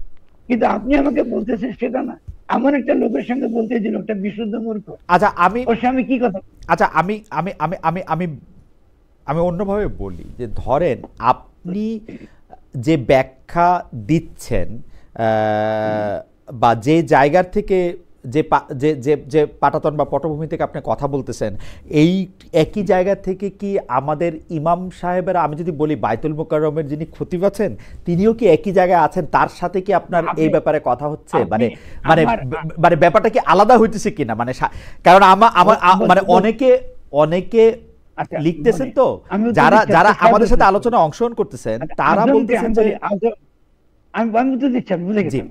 আপনি আছেন আমাদের বন্ধু মোহাম্মদ আজমকে, একটা আপনি ধরুন তিনি বাংলা সাহিত্যে তিনি এক্সপার্ট, তাহলে আপনি যদি আমরা একটা লোকের সঙ্গে বসাবেন তিনি সেটাতে এক্সপার্ট নন। যেমন আমার কিন্তু বিশেষজ্ঞতা, কিন্তু আপনি কয়েক রাকাত নামাজ পড়বেন, আপনি কি করলে আপনি জান্নাতে যাবেন এটা না, আমার বিশেষজ্ঞতা হচ্ছে দর্শন। আপনি ইগনোর করছেন কেন? দর্শন হচ্ছে আমার ইস্যু, ধর্মতত্ত্ব না। ফলে ধর্মতত্ত্বের লোকের সঙ্গে আমি কেন আপনি আমাকে তর্ক করতে বলছেন? ওকে, এটা তো ভুল তো। ওকে, আপনি প্রথম কথা হচ্ছে আপনি যদি জ্ঞানী এরকম কোন ব্যক্তি পান যিনি রিয়েলি থিওলজি বুঝেন, ধর্মতত্ত্ব বুঝেন, কারণ ইসলাম তো ধর্মতত্ত্ব না। কারণ এই মানুষগুলো যে বড় ক্ষতি করছে আন্তর্জাতিক ভাবে সেটা হলো এই, তারা ইসলামকে একটা অত্যন্ত নিকৃষ্ট সহিংস সন্ত্রাসী ধর্ম আকারে এটাকে তারা প্রতিষ্ঠা করছে আন্তর্জাতিক ভাবে। আমাদেরকে প্রতিষ্ঠা করতে হচ্ছে ইসলাম একটা এমনই একটা ধর্মতত্ত্ব সে প্রস্তাব করেছে যার মধ্যে নিহিত রয়েছে এমন দার্শনিক প্রস্তাবনা যা এই মুহূর্তে আমাদেরকে বিশ্ব জয় করবার উপাদান দেয়, বিশ্ব জয় করবার উপাদান দেয়। আপনি উস্কাইতেছেন, শেষ করি প্লিজ খালেদ, আপনি উস্কাইতেছেন বাংলাদেশে আবার একটা সন্ত্রাস বিরোধী, ওই যে ঠিক আছে না, ওই যে মার্কিন যুক্তরাষ্ট্রের আপনার সে ওয়ার অন টেরর, এরকম একটা কিছু আপনি চাপিয়ে দেওয়া। আমি উস্কাইতেছি না, আমি উস্কাইতেছি না, আপনি উস্কাইতেছেন বলে মনে হইতেছে, এটা আমি জানি না। কিন্তু ঘটনা দিচ্ছে যে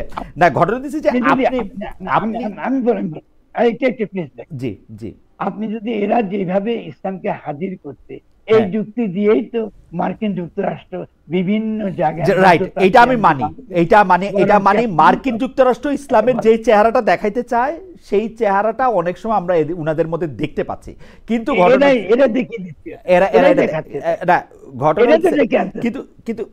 কিন্তু আমি, আচ্ছা ফরহাদ ভাই, আমি একটু প্রফেসর আজমের শরণাপন্ন হই যে ডক্টর আজম, আপনি আমাদেরকে একটু বলেন তো, ফরহাদ ভাই ইসলামের যে দার্শনিক জায়গাটা প্রতিষ্ঠিত করতে চাইতেছে বা প্রতিষ্ঠিত করছেও হয়তো, বা অনেকের মধ্যে অলরেডি এটা প্রতিষ্ঠিত আছেও, ওইটা কি আসলে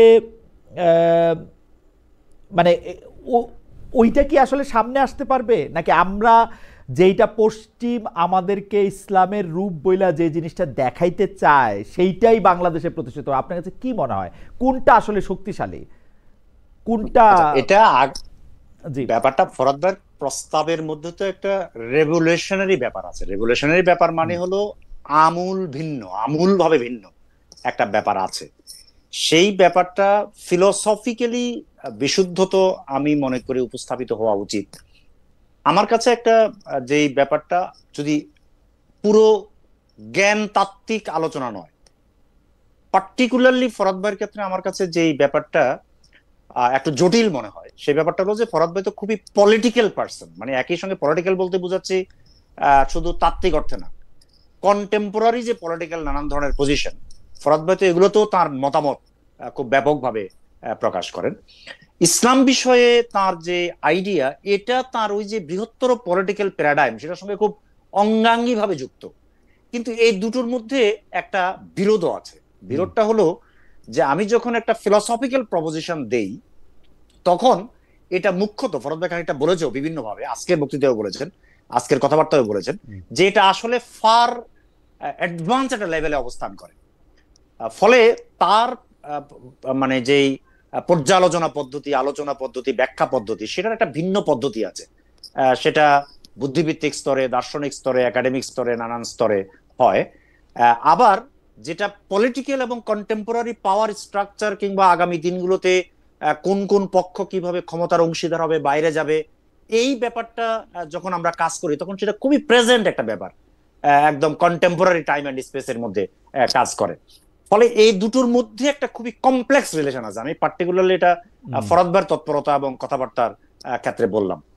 এই ব্যাপারটা আচ্ছা ঠিক আছে, আপনি যখন কথাটা তুললেনই doctor Azam, may I ask যে ফরহাদ ভাই যেহেতু প্রান্তিক মানুষদের বা যাদেরকে উনি বঞ্চিত বা যারা মজলুম বলতেছেন, যাদের নিয়ে কাজ করেন, উনি কি ইসলাম ধর্মের দার্শনিক ব্যাখ্যাটা তার মতো করে এইখানে হাজির করতেছেন, নাকি ইসলাম ধর্মের দর্শন থেকে অনুপ্রাণিত হয়ে উনাদেরকে এটা বুঝাইতেছেন? মানে কোনটা আগে কোনটা পরে, মানে আপনার কাছে কি মনে হয়? উনি কি, আমার কাছে মনে হয় যে ধর্মটাকে তার মতো করে ব্যবহার করতেছেন, তার যেটা ভালো মনে হয় মানুষের জন্য সেইটা করতে গিয়া, নাকি ধর্মটাই ভালো এইটা উনি মানুষের বুঝাতে চাইতেছেন? ব্যাপারটা এই আবার বলছি, এই ব্যাপারটা কিন্তু পরস্পর বিরোধী নয়। প্রথম কথা হলো যে আপনি যখনই কোনো একটা ধরেন মতাদর্শ বা ইডিওলজি বা ইসলামের মতো রিলিজিয়ন কথায় ফরহাদ ভাই নিশ্চয়ই আপত্তি করবেন, কিন্তু আমি কাজ চালানোর জন্য বলছি, এগুলো নিয়ে আলাপ করবেন, তখন আপনি নিশ্চয়ই আবিষ্কার করবেন যে 1400 বছর বয়সী একটা ধর্ম, যেটা খুবই প্রাণবন্ত ছিল, যেটার খুবই জ্ঞানগত নানান ধরনের ভাইব্রেন্ট নানা শাখা প্রশাখা চর্চা ছিল, যেটা রাষ্ট্র ডিল করেছে, যেটা বিপুল পরিমাণ কোটি কোটি মানুষ ডিল করেছে, তার অসংখ্য আসলে মাত্রা আছে, তার ব্যাখ্যা বিশ্লেষণ নানান কিছু আছে। ফরহাদ ভাই ডেফিনেটলি তার এই ব্যাখ্যা বিশ্লেষণের সাপেক্ষে 1400 বছর থেকে বিপুল পরিমাণ তথ্য উপাত্ত, বিপুল পরিমাণ ধারা, বিপুল পরিমাণ বেস ভিত্তি এগুলো পেয়ে যাবেন। ফলে তিনি যে নতুন ব্যাখ্যা করছেন, যেটা সমস্ত জ্ঞানগত চর্চার ক্ষেত্রে আসলে এই ঘটনাই ঘটে। এই ঘটনা ঘটে যে আপনি যখন একটা পার্টিকুলার টাইম অ্যান্ড স্পেসের মধ্যে পার্টিকুলার কিছু প্রশ্নের সাপেক্ষে উপস্থিত যে নানান ধরনের তর্ক বিতর্ক বাস্তবতা, এই সাপেক্ষে যখন আপনি কোনো নতুন প্রস্তাব করবেন, তখন সেটা নতুন মূর্তি পাবে, নতুন রূপ পাবে। এটা একদম জ্ঞান চর্চার, দর্শন চর্চার, থিওলজি কিংবা ধর্মীয় যে নতুন ধরনের বিভিন্ন চর্চা আমরা ইতিহাসে দেখেছি হাজার হাজার বছর ধরে, শত শত বছর ধরে, আমরা এটা কিন্তু অনবরত দেখেছি। আমি ফরহাদ ভাইয়ের চর্চাকে ব্যক্তিগতভাবে সেই দিক থেকেই দেখতে চাই। এবং একই সঙ্গে বলি যে যেহেতু এটাও জানেন আপনি যে ফরহাদ ভাই গরিব মেহনতি মানুষ, মজলুম, এই আইডিয়া গুলোর জন্য অনেককে ব্যবহার করেন, কিন্তু সবচেয়ে বেশি ব্যবহার করেন মার্কসিস্ট স্কুলকে, মার্কসকে, লেনিনকে ব্যবহার করেন না। কিন্তু আমার তো মনে হয় যে উনি মার্কসিস্ট স্কুলটাকেও একটা ধর্মের টানেলের মধ্যে দিয়ে নেন বা টানেলের মধ্যে দিয়ে দেখেন। না, এই এই এই বাক্যটার সঙ্গে আমি আপনার এই বাক্যটার সঙ্গে একমত না। যে বাক্যটা আমি শেষ করছিলাম সেটা করি। সেটা হলো যে তিনি, আপনি খেয়াল করবেন যে অন্তত গত 100 বছর ধরে আপনি সমস্ত মুসলিম পৃথিবীতে অসংখ্য বড় বড় স্কুল পাবেন, এবং বাংলা সাহিত্য, বাংলা ভাষারও বড় বড় মনীষী পাবেন, যারা ইসলামের যে সাম্যবাদ ধরনের নানান ধরনের ডিসকোর্সেস এবং মার্কসিস্ট স্কুলের যে সাম্যবাদ যে ডিসকোর্স, এই দুটোর মধ্যে নানান ধরনের মিল অমিল, পারস্পরিকতা একটা আরেকটা দ্বারা কিভাবে না প্রভাবিত হতে পারে। না মোহাম্মদ আদম, এইভাবে আমি যারা আপনার কথাটা করেছে। নিলাম, কিন্তু সোশ্যাল সায়েন্স পড়ে আমি যেটা বুঝছি, আপনি সবকিছুর মধ্যে সবকিছু দেখাই হচ্ছে সোশ্যাল সায়েন্সের এই গত 100 বছরের ধারা। আপনি সবকিছুর মধ্যে দেখবেন, মানে হবস লকের মধ্যেও হেগেল দেখবেন, হেগেলের মধ্যেও একটু ওইটা দেখবেন, আপনি দেখতেই থাকবেন খালি। কারণ হচ্ছে যে আপনি না, যত বেশি সেটা- একটার সাথে আরেকটা সম্পর্কিত দেখাবেন বা দেখবেন, ততই তো আপনি মানে আপনার আপনার আপনার বিদ্যাচর্চা তো আপনি আপনি তো একটার সাথে আরেকটা কানেক্টেডই দেখাবেন, কত আর না বিচিত্র না না দেখাবেন, না না না, কত আর কথাটা বিচিত্র এরকম। দেখাবেন।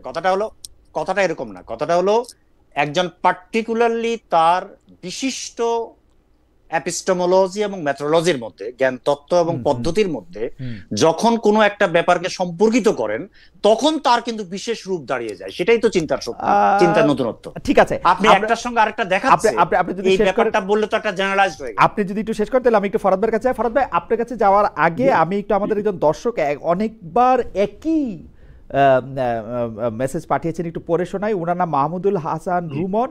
উনি বলেছেন, খালেদ আপনার থিওলজির বেসিক খুবই দুর্বল, এরকম আধ্যাত্মিক লেভেলের লোকের সাথে কথা বলার আগে আরো জ্ঞান অর্জন করা উচিত। আমি আপনার সাথে একদম একমত।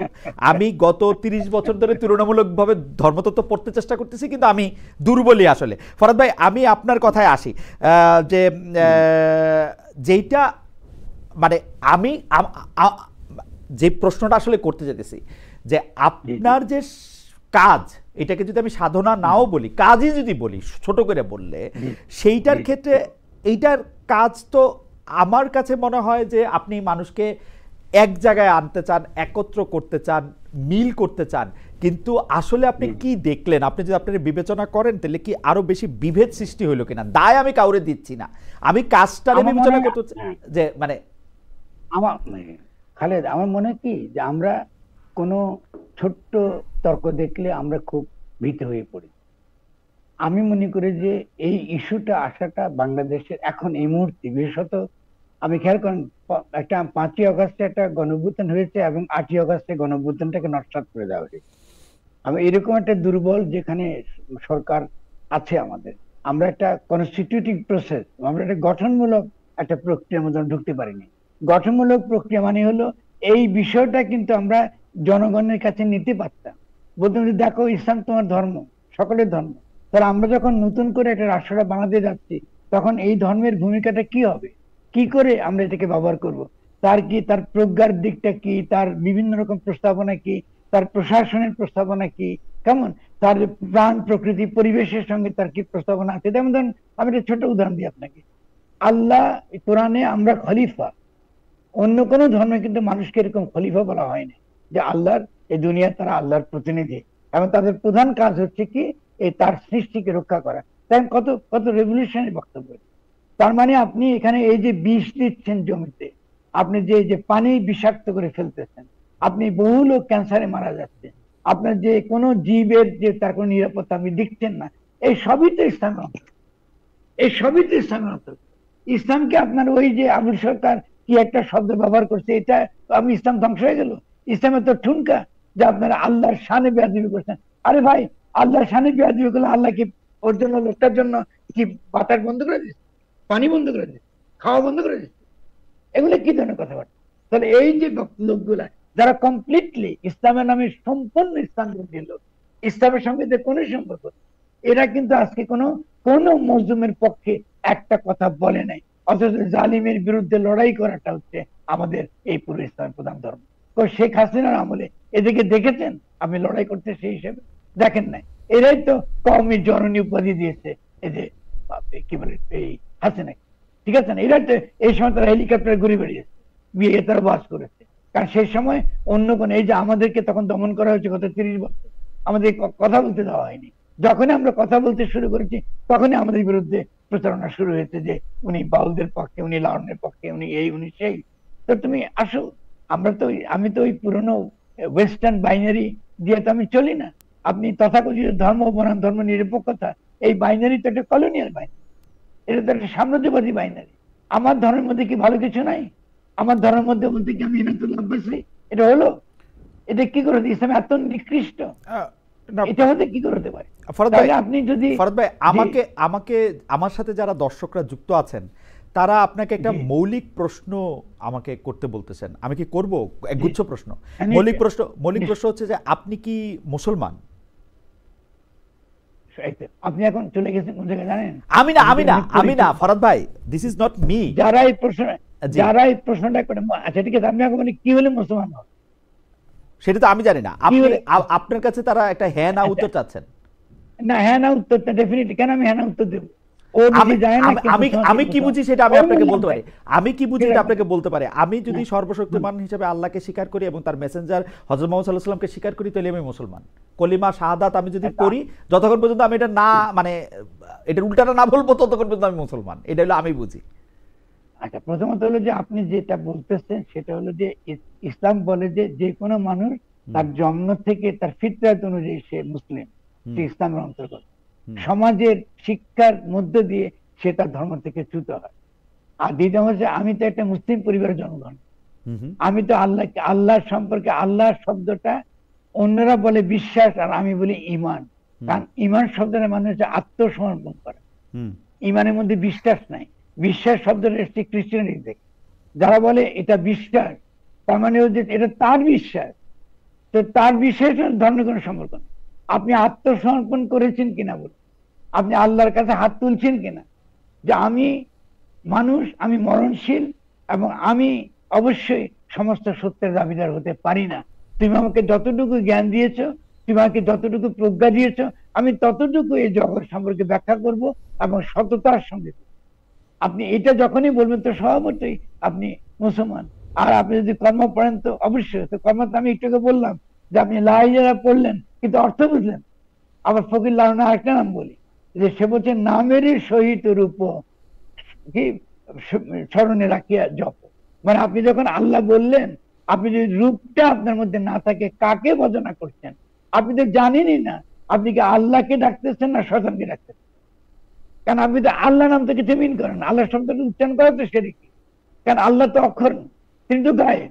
তাহলে এই যে ইসলাম যে প্রথম থেকে যে শিক্ষা দিচ্ছে আপনাকে, এই শিক্ষা যদি আপনি আমার এই এই সহজ কাণ্ডজ্ঞানের বক্তব্য বোঝেন, তো আপনাকে তো আমাকেই তো মুসলমান বলতে হবে।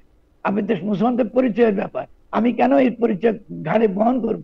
কারণ আমি তো সমগ্র মানব জাতির দায় কাঁধে নিয়েছি, যেহেতু আমি আমার নবীর উম্মত, তিনি আমাকে দিয়েছেন এই দায়, যে সমস্ত মানব জাতির দায় আমার কাঁধে আসবে।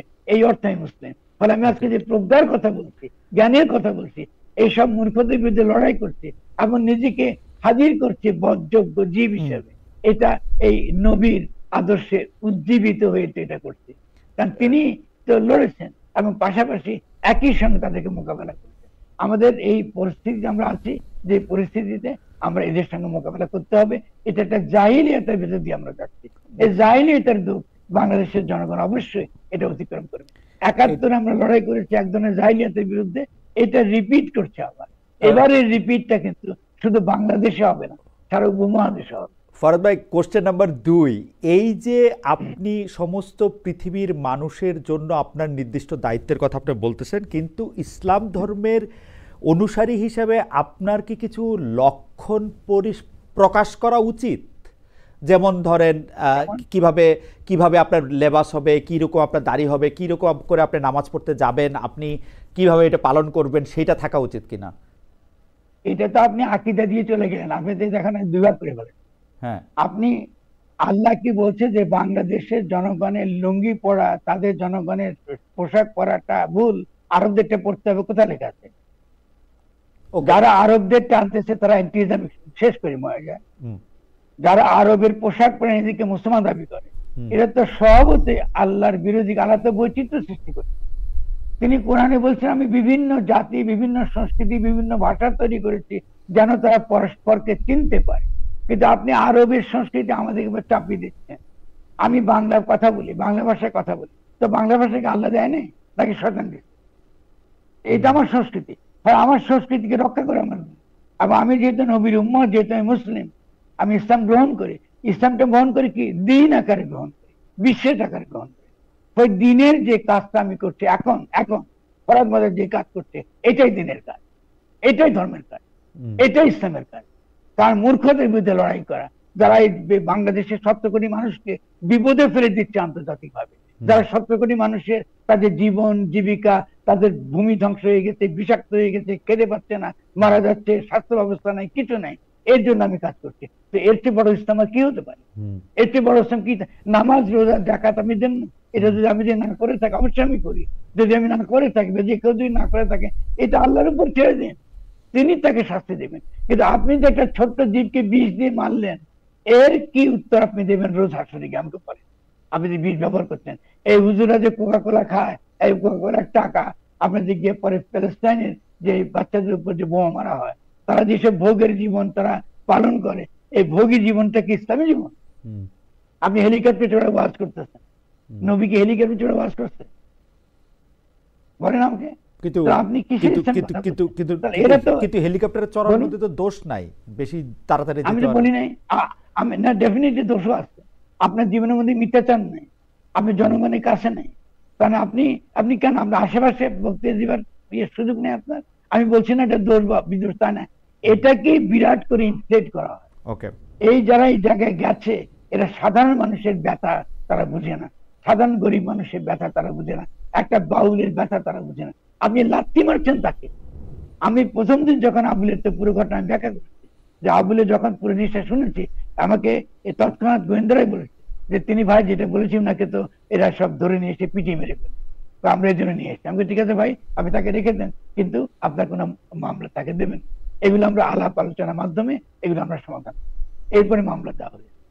আপনি কথা বলছেন না, আপনি সেখান থেকে আপনি তো আগাবেন, তো আপনি তর্ক বিতর্ক তারা করতে দিচ্ছেন না। তার আগে একটা তুচ্ছ একটা শব্দ মাত্র ব্যবহার, সে তুচ্ছ শব্দটা আমিও নিন্দা করি, কারণ এর আগে তো পাড়াতে গেলে ব্যবহার হতো, কিন্তু আপনি সেই ব্যবহার এটাকে আপনি করতেছেন। কিন্তু যদি আপনি এবার যদি আমি তর্কের খাতিরে আসে, ঠিক আছে, বলতে যে আল্লাহর কি মুখ আছে, কি আল্লাহ কি আছে, তো আল্লাহ কি মুখ আছে বলুন, আমি কিন্তু নিরাকার, ভুল কি কথা বলছেন?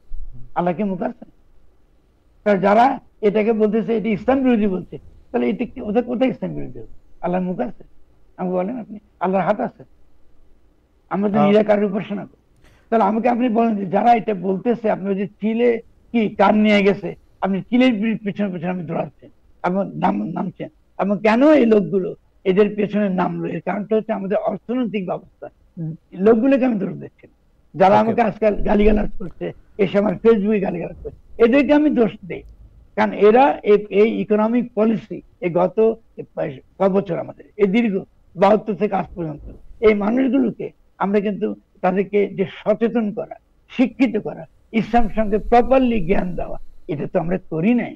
তো এর তো দায়িত্ব কাউকে না কাউকে নিতে, আমার মনে হয় যে সেই দায়িত্ব আমি নিয়েছি। আসলে দেখি এই দায় ফরাদ ভাই নিয়েছেন। আমি একটু প্রফেসর আজমকে জানতে চাইব যে প্রফেসর আজম, আমাদের শিল্প সাহিত্য সংস্কৃতিতে কি এই দায় কাউকে আমি নিতে দেখি? মানে লাল সালু বা বহিপীর বা সৈয়দ আলিউল্লাহর একরকম চেষ্টা, সেটা তো আরেক রকম চেষ্টা। আমরা এই ফরাদ ভাই যে তর্কটা তুলতেছেন বা যেই যুক্তিটা দিচ্ছেন, সেই যুক্তিটা বোঝানোর ক্ষেত্রে আপনি সাহিত্যের, আমাদের দেশে যারা সাহিত্যকর্ম করছেন তাদের মধ্যে কি আপনি এটার উপস্থিতি দেখেন, অনুপস্থিতি দেখেন, জনপ্রিয়তা দেখেন, অজনপ্রিয়তা দেখেন? একটু যদি আমাদের বলতেন, আমরা শেষ দিকে চলে আসছি। প্রফেসর আজম। আচ্ছা, আপনি ওয়ালিউল্লাহর নাম ব্যবহার করে ভালো করেছেন। আজকাল ওয়ালিউল্লাহর লাল সালু সম্পর্কে একটা ভিন্ন বাজে তর্ক অনেকে তুলছে। আমি ওয়ালিউল্লাহকে এই ব্যাপারে খুবই বড় স্থান দেই, কারণ আমাদের বড় লেখকদের মধ্যে, মডার্নিস্ট লেখকদের মধ্যে ওয়ালিউল্লাহ একমাত্র লেখক যিনি পূর্ব বাংলা নিয়ে কাজ করেছেন, গ্রামীণ সমাজ নিয়ে কাজ করেছেন, এবং তার মতো করে একটা মডার্নিস্ট পজিশন থেকে তিনি ধর্ম এবং ধর্মাচারী এই ব্যাপারগুলোকে ডিল করার চেষ্টা করেছেন। এটা বড় কাজ। তার লিমিটেশনটা হলো তিনি যেহেতু মানে ওয়েস্টার্নাইজড মডার্নিস্ট ছিলেন, ফলে তার প্রশ্নগুলো তোলার ধরন একটু ভিন্ন রকম ছিল। সেটা আমাদের কালে নিশ্চয়ই আমাদের পুরোপুরি সমর্থন পাবে না, কিন্তু তার চেষ্টাটা অসাধারণ ছিল। যেটা সমস্যা হয়েছে, ও একটা মানে মেইন স্ট্রিম বুদ্ধিবৃত্তিক এবং সৃজনশীল চর্চার মধ্যে আমরা যেহেতু ওই যে ধর্ম ব্যাপারটাকে প্রপারলি ভালোভাবে ইনকর্পোরেট করতে পারি নাই, এর মধ্যে অঙ্গীভূত করতে পারি নাই, ফলে আমাদের এখানে এই প্রশ্নটা আমাদের মেইন স্ট্রিম সাহিত্যে যতটা ভালোভাবে চর্চিত হওয়ার কথা ছিল ততটা আসলে হয় নাই। আমি বলবো যে এই বিষয়ে আমি লিখেছি যে ফরাদ ভাই যখন লেট 80s থেকে এই ব্যাপারগুলো নিয়ে ডিল করা শুরু করেছেন কবিতায় এবং গদ্যেও, তখন এটা একটা খুবই বড় ঘটনা ছিল এবং দৃষ্টিভঙ্গিটাও সম্পূর্ণ আলাদা ছিল। তার কারণ তখন আমরা মডার্নিস্ট অ্যাটিটিউড যে ধর্মের প্রতি, ওই ব্যাপারটাকে আন্তর্জাতিকভাবেই ক্রিটিক করতে শিখেছি। আমাদের এখানে এই ব্যাপারটা খুবই ক্রিয়েটিভলি এবং বুদ্ধিভিত্তিক ভাবে ফরহাদ ভাই সবচেয়ে বেশি পরিমাণে আগে এবং খুব কার্যকর ভাবে সামনে এনেছেন। কিন্তু আপনার কথা থেকে আমি কিন্তু প্রফেসর আজম, ফরহাদ ভাই যে এবাদতনামা লিখছেন, আমি যদি তার কবিতাগুলির কথাই আমি বলতে থাকি, এইটার কাছাকাছি সাহিত্যের কাজকে আমরা দেখি, বা এরকম প্লটের সাহিত্যের কাজ কি দেখি? কেন আমি প্রশ্ন তুলতেছি, এইটা কি ফরহাদ ভাইয়ের সাহিত্যকর্ম নাকি সমাজকর্মের সাহিত্যিক রূপ? এই প্রশ্ন আমার সবসময় মনে হইতে থাকে। না, ওই ব্যাপারটা নিয়ে আমরা একটু, আমি বিস্তারিত লিখেছি, আমি এখানে আলাপ করছি না, কিন্তু আপনি যেটা বলছেন সেই কথাটা আমি বলি। সেটা হলো, আমি এই বিষয়ে লিখেছি যে গত অন্তত 2-2.5 দশক ধরে আমরা বিপুল পরিমাণ তরুণ তরুণীকে আমরা এই বিষয়ে সচেতন থেকে, নতুন দৃষ্টিভঙ্গি থেকে ধর্মীয় ব্যাপারগুলোকে অঙ্গীকার করতে, প্রশ্ন তুলতে, এবং এই কালে যেটাকে আমরা খুব অন্য শব্দের অভাবে পোস্ট মডার্ন, পোস্ট কলোনিয়াল একটা সময় বলতে পারি বাংলাদেশের প্রেক্ষাপটে, এই প্রশ্নগুলো তুলতে আমরা উদ্যোগী দেখতে পাচ্ছি। ধরন ভিন্ন ভিন্ন আছে, সাফল্যের মাত্রা কম বেশি আছে, যেটা আমরা আগের যে 50 বছরের যে মডার্ন সাহিত্য, 40 থেকে শুরু করে 90 পর্যন্ত, এর মধ্যে আমরা খুবই কম দেখেছি অথবা দেখিনি। তার মানে এটা সাহিত্যিক সিলসিলার দিক থেকে ফরহাদ ভাইয়ের কৃতিত্ব হোক, কিংবা সমস্ত পৃথিবীতে চিন্তার পরিবর্তন জনিত কারণে হোক, এই ব্যাপারটা কিন্তু আমাদের লিটারেচারে, আমাদের একদম মেইন স্ট্রিম লিটারেচারে এটা আগের যে কোনো সময়ের চেয়ে অনেক বেশি পরিমাণ মনোযোগ পাচ্ছে, এবং এর একটা প্রভাব নিশ্চয়ই আমাদের সমাজে পড়বে, আমাদের মেইন স্ট্রিম বুদ্ধিভিত্তিক চর্চার মধ্যে পড়বে। আমার কাছে বিপুল উদাহরণ আছে, আমি এগুলো লিখেছি, যে এটা আসলে হচ্ছে। আপনি যেভাবে বলছেন যে একেবারেই হচ্ছে না, কিংবা তার না না না বিরোধটা আমি সন্ধান করছি, সেরকম আমি সন্ধান করছি, একেবারে হচ্ছে নাটা আমি বলতেই চাই না। এটা গত 20-25 বছরে বিপুল পরিমাণ লেখক, তরুণ লেখক লেখিকা, আমাদের কবি এবং অন্য সাহিত্যিক, তারা এই কাজটা করছেন আসলে। ঠিক আছে, আমি শেষ প্রসঙ্গে আসি, ফরহাদ ভাইকে দিয়ে প্রসঙ্গটা শুরু করি। যে ফরহাদ ভাই, এই বিষয়গুলি তুলে ধরার ক্ষেত্রে মিডিয়া একটা বড় ভূমিকা পালন করে, এই কনসেন্ট তৈরির ক্ষেত্রেও মিডিয়া একটা বড় ভূমিকা পালন করে। মিডিয়ার ভূমিকাটাকে আপনি এখন কেমন দেখেন? যদি বিচারটা আপনি 1 দশক ধরে করেন, তাইলে আপনি আসলে কেমন দেখেন? মানে, বা আপনি ইচ্ছা করলে যেই সময়টার কথা প্রফেসর আজম ইঙ্গিত করছেন, মানে 80-র দশকের শেষ থেকেও আপনি আসলে একটু বলতে পারেন, কিন্তু একটু ছোট করে যদি বলেন, আমরা এই প্রসঙ্গে আসলে একটু প্রফেসরকেও শুনবো আপনার বলা শেষ হলে। না, আমি খুব অল্প করে বলবো। আমি প্রথম বলবো যে মিডিয়া এই ক্ষেত্রে যে ভূমিকাটা পালন করতে পারতো, আরো ভালো করতে পারতো। কিন্তু অন্তত আমি একটা কৃতজ্ঞতা জানাবো যে গত 30-40 বছর তো আমাদের কথা তো মিডিয়া কখনো আসলে গুরুত্ব দেয় নাই। তাদেরকে আমি দোষ দেবো না, কারণ তখন রাষ্ট্র এবং যারা ক্ষমতায় ছিলেন তারা এটা করতে দেয়নি। কিন্তু এখন আমরা দেখতে পাচ্ছি যে সেক্ষেত্রে আমরা এক ধরনের তাদের একটা আন্তরিকতা দেখি আমি, যে তারা যে কথাগুলো সামনে হাজির করা দরকার এটা তারা করছেন। তবে আমি নিশ্চয়ই আশা করব যে মিডিয়ার চেয়েও আমাদের এখানে তো কোনো বুদ্ধিবৃত্তিক জার্নাল তো নাই, আর আমাদের এখানে সত্যিকার অর্থে একাডেমিক জার্নালও নাই, বা সত্যিকার কোনো দর্শনের কোনো জার্নাল নাই। ফলে এটা একটা মারাত্মক রকমের অভাব থাকার কারণে আমরা পৌঁছাতে পারছি না, আমাদের পৌঁছানো খুব কঠিন হয়ে যাচ্ছে।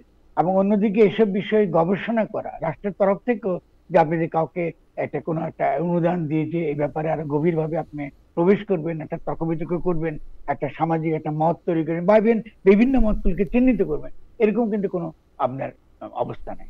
এটা মিডিয়ার একার পক্ষে এটা আমি করা সম্ভব বলে আমি মনে করি না। ইস্যুটা অনেক বেশি ডিপ। ফলে আমাদের এখানে আমরা এটা ঘটনাটা কি করছি, আমি এক কথা বলে এই মাঝে মাঝে যেতে পারবেন। আমরা একটা সন্ধিক্ষণে দাঁড়িয়েছি বাংলাদেশ। এই সন্ধিক্ষণটা আমাদের ধর্মতত্ত্বের যুগ থেকে আমাদের প্রজ্ঞার যুগে প্রবেশ করবার পদক্ষেপের একটা মুহূর্ত। মানে আমরা ধর্মতত্ত্বের ভিতরে যে বীজগুলো আছে, চিন্তার যে বীজ, মানে ইসলাম আমাদের ধর্ম, এই ইসলামের মধ্যে যে চিন্তার যে বীজটা আগামী দিনে আমাদের এই বিশ্বে লড়াই করতে, আমাদের বিশ্বে আরো অন্যান্য যে, যাকে আপনি সাম্রাজ্যবাদ বলেন বা ক্যাপিটালিস্ট গ্লোবালাইজেশন বলেন, কি কর্পোরেট স্বার্থ বলেন, এদের বিরুদ্ধে লড়াই করবার ক্ষেত্রে যে বীজটা আমার দরকার, যে নতুন চিন্তার যে উপাদানটা দরকার, সেই উপাদানটা সামনে নিয়ে আসার একটা মুহূর্ত তৈরি হয়েছে। ঠিক যেমন ক্রিশ্চিয়ানিটি একটা সময় তার ভেতর থেকে, যখন সে ক্রিটিক অফ ক্রিশ্চিয়ানিটির মধ্য দিয়ে, যেটা মার্কস বলেছিলেন যে ক্রিশ্চিয়ানিটির সমালোচনার মধ্য দিয়ে যেমন ফায়ারবার, যে তার যে পর্যালোচনার মধ্য দিয়ে একটা নতুন চিন্তার দিগন্ত খুলে গিয়েছিল। আমরা জুলাই গণঅভ্যুত্থানের পরে একটা নতুন দিগন্ত খুলবার একটা ভালো একটা জায়গায় এসেছি, এবং সেদিক থেকে আমি মনে করি এই বিতর্কটা অত্যন্ত ইতিবাচক হবে। ফরহাদ ভাই, আমার উপর দিয়ে যেতে পারে। জি ফরহাদ ভাই, আমি যদি এক দুই বাক্যে জানতে চাই যে এইটা কি, এই ধরনের বিতর্ক বা তর্ক কি মিডিয়াতে আসুক? জনগণ এটা চায় না? জনগণ চায় যে এটা নিয়ে আমরা কোনো তর্ক দেখতে চাই না, আমার বিশ্বাস আমার কাছে থাকুক, এইটা নিয়ে মিডিয়ার এত আলোচনা করা দরকার নেই? আমার এক বন্ধু লিখতেছেন, বাংলাদেশের প্রধান সমস্যা কি এখন এইটা নিয়ে তোমাদের এত আলোচনা করতে হচ্ছে কেন? আপনি কি এটা একটু অ্যাড্রেস করবেন? না, খুব ভালো, কারণ আমরা তো শুরু করিনি, যারা শুরু করেছে এই প্রশ্নটা তাদেরকে করলে খুব ভালো হতো, কারণ আমরা তো এটা নিয়ে তর্ক শুরু করিনি। আমরা যেটা করেছি সেটা হলো যে আমরা শুধু দাবি করেছি ইসলামের মধ্যে যে ইতিবাচক দিক আছে তার উপর দাঁড়িয়ে আমরা একটা নতুন ভাবে নিজেদেরকে রাজনৈতিক জনগোষ্ঠী হিসেবে হাজির করতে পারি কিনা, যেই হাজির করার মধ্য দিয়ে পাশ্চাত্য আমাদেরকে সন্ত্রাসী ইসলাম আখ্যা দেবে না। ওকে, আমাদের নিজেদের যে ঐতিহ্য, আমাদের যে নিজের ধর্ম, এটা আমরা চেয়েছি। আচ্ছা, আমরা তো এই তর্কগুলোতে এভাবে আমরা চাই। ফলে তিনি কেন বলছেন যে এটা একটা গুরুত্বপূর্ণ ইস্যু নয়? এটা তো সাংঘাতিক গুরুত্বপূর্ণ ইস্যু। কারণ জুলাই গণঅভ্যুত্থানের পরে আমাদের সবচেয়ে বড় প্রশ্ন হচ্ছে যে আমাদের গঠনের প্রশ্ন, গাঠনিক প্রশ্ন। এটা আমিও আপনার সাথে একদমই একমত। সেজন্য আমি সুযোগ পাইলেই আপনারা যখন আসেন বা কেউ যখন আসে সেটার জন্য আমার দায়ী করলেও আমি এটা নিয়ে আসলে আমি আমার অনুসন্ধান চালাই।